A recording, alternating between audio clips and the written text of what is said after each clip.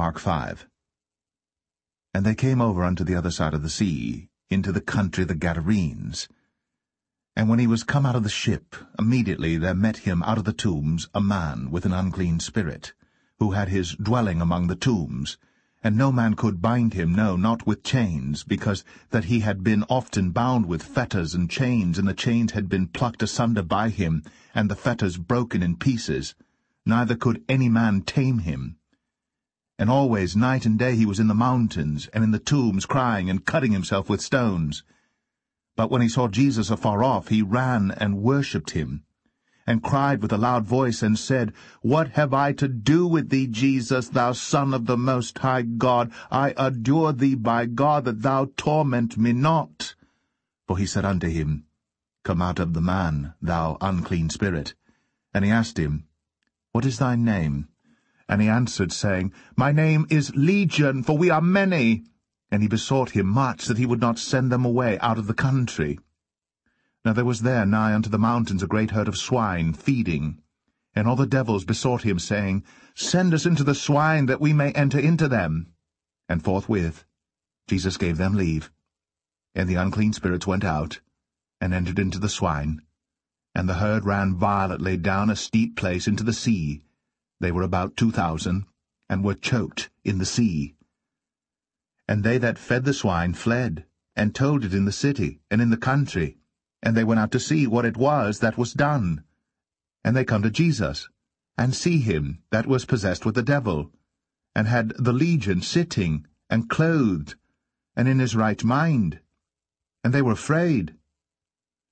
And they that saw it told them how it befell to him that was possessed with the devil, and also concerning the swine. And they began to pray him to depart out of their coasts.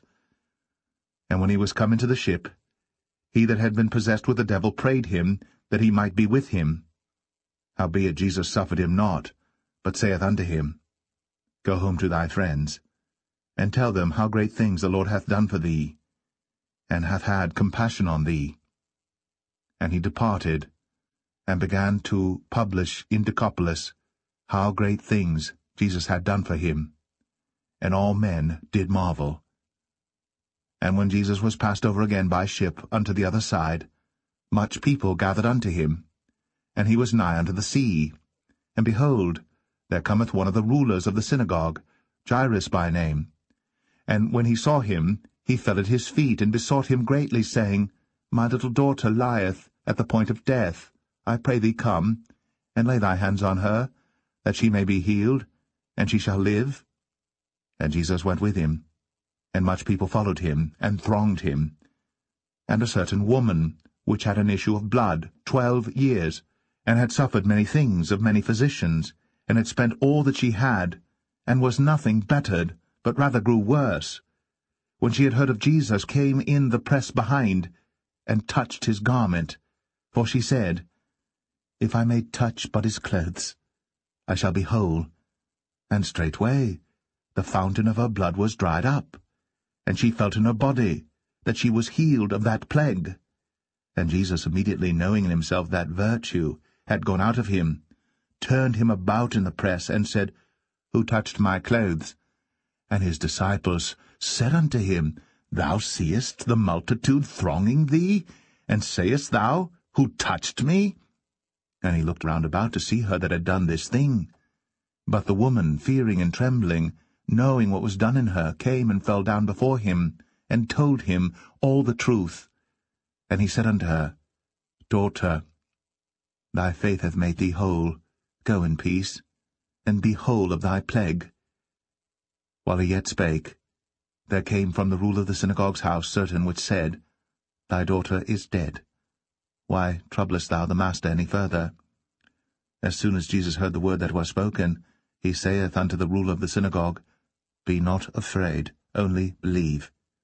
And he suffered no man to follow him, save Peter, and James, and John, the brother of James.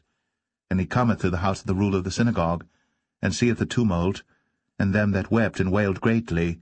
And when he was come in, he saith unto them, Why make ye this ado, and weep? The damsel is not dead, but sleepeth. And they laughed him to scorn. But when he had put them all out, he taketh the father and the mother of the damsel, and them that were with him, and entereth in where the damsel was lying. And he took the damsel by the hand, and said unto her, Talitha cumi, which is, being interpreted, Damsel, I say unto thee, arise. And straightway the damsel arose, and walked, for she was of the age of 12 years. And they were astonished with a great astonishment. And he charged them straitly that no man should know it, and commanded that something should be given her to eat.